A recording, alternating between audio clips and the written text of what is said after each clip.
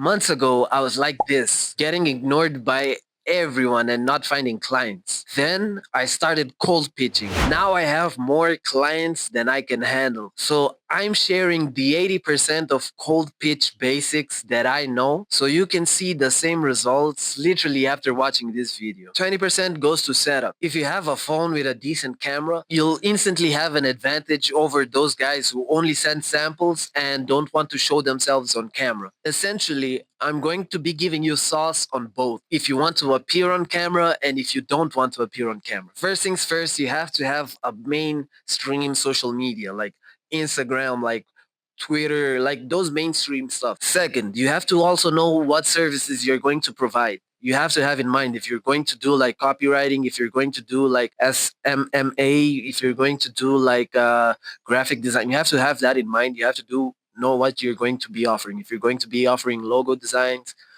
pamphlets, you have to have that in mind. So if you don't have that yet, just set it down, write it down, and you have to know what you have to offer. Third is having a PC that records screens and can actually have and actually has enough RAM for you to actually do the stuff and do the presentation and stuff like that. But there are ways to work around that. But I'm going to be explaining to you like using the video recorder.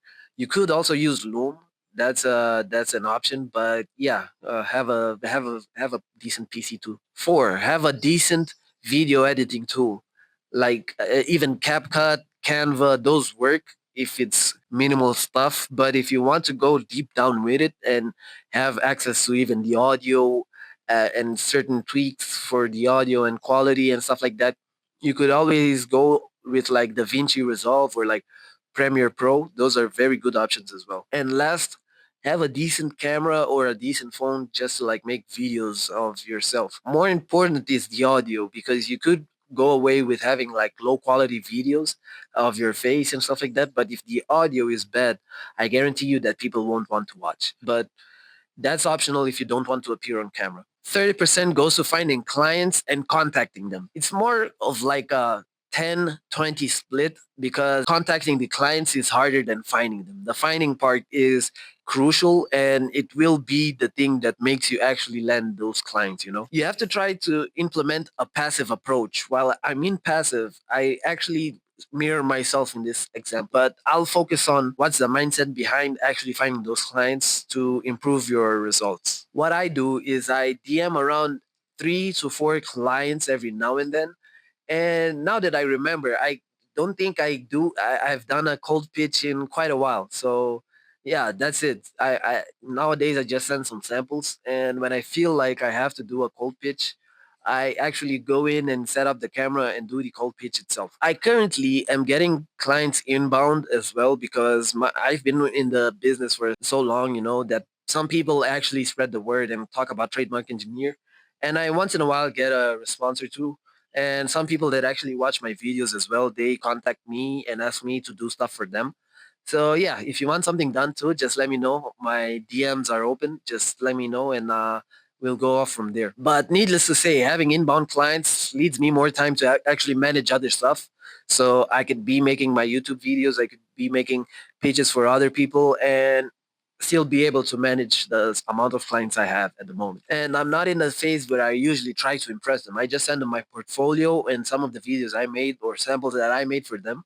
And if they don't like it, yeah, I just move on. I don't try to please them unless they give me that chance, you know. What I do is when I'm contacting the client, I'm preaching this in almost every video, but try sending a voice message. A voice message that's about 30 seconds long is the best one. Start with their name, and you actually tease the samples as soon as possible. You know, you say that you saw one of their videos on YouTube or you saw their page on Instagram or something like that, and you just tease them. Like you say, like, "Yo, I have like 3 videos or I have 3 thumbnails that I did for you. You know, you want to have a look?" And from there, you actually will know if they're interested or if they prefer to move on. If you want to appear in the cold pitches, first, I advise you to actually use the rule of thirds, which means you basically have to be centered on the image. And in the photo grid, you have to be aware of the top line, the top horizontal line. And you must center your eyes almost around that space, you know, almost like I'm doing with this video and most of the other videos where I figured out the rule of thirds. Second, don't worry about stuttering. Don't worry about being unnatural on camera. Hell, I even feel unnatural on camera and I'm talking to you. It's something that it stays on the back of the mind and it doesn't influence that much of the person because they don't know you and they'll just know that you're like that, you know? So yeah, don't worry about stuttering or having a bad hair day on camera. Third, don't have too much fluff on the content. Like try to go directly to what brought you to do the cold pitch in the first place. Go directly to the point. As soon as you hit the point, like start hinting towards more stuff and stuff like that. Just tease the rest and use call to actions wisely because people usually don't know what to do next after watching a cold pitch. So if you do a call to action reasonably, like yeah, if you actually have questions on this, like feel free to ask me, or like if you really feel like you want to talk but you don't have the time to answer, just let me know the time and we'll set it on your time and I'll check my agenda, some stuff like that. More frequently, they respond to those call to action if they see all the way through the video, you know. If you don't want to appear in the cold pitches, you must work twice as hard because you will be blending in with the bunch and the people that actually be sending DMs to these guys and sending them spam stuff. First thing you must do is double check your content and see if it resonates with their profile and their overall branding. The best thing is actually editing for them and not thinking about editing for yourself because they might have their likes, their preferences, they might prefer certain sound effects, certain memes. So you must be able to understand all of this before sending them the samples because since you don't show your face, that's the only barrier of them gaining that trust on you. Just show that you're useful, and they will forget that they haven't seen your face, and they will be trusting you on a consistent basis as well. So this is the basic formula. Even if you want to show your face, and even if you don't, this is the basic formula on how to interact with the clients and how to get them to actually advance with you or actually sign a deal with you.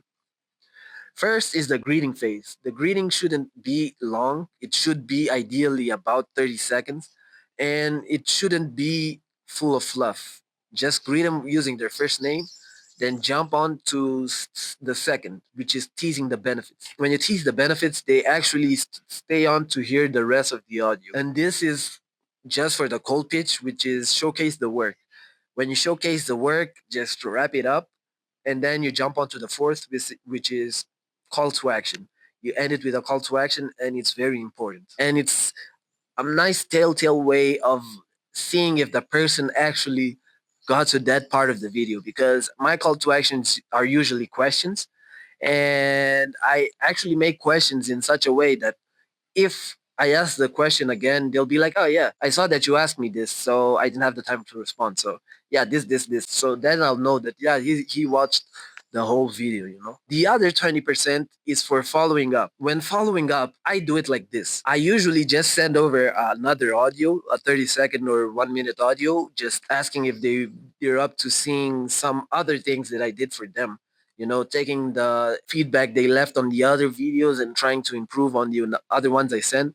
And I very rarely, I only just send text messages as follow-ups. If I have to send the audio, I first send the audio and ask them like, bro, I have these two pieces of video I made like some days ago, and I was wondering if you want to have a look at it. And most times they might not answer, you know, that means they don't want to see it. But if they say yes or if they're interested, yeah, just make the videos and send them over, and it might snowball to something bigger. The last 10% is for striking a deal and working for with the client. When you are able to get into that relationship where you're sending them follow-ups and they're reacting positively, it's your time to actually send them like a small offer, like, bro, how about like we do like a test trial, you know, like 2 weeks or 1 month, we could be working together and me popping out videos for you and you seeing the engagement you'll get. And after those 2 3 weeks, if you actually do your job right, and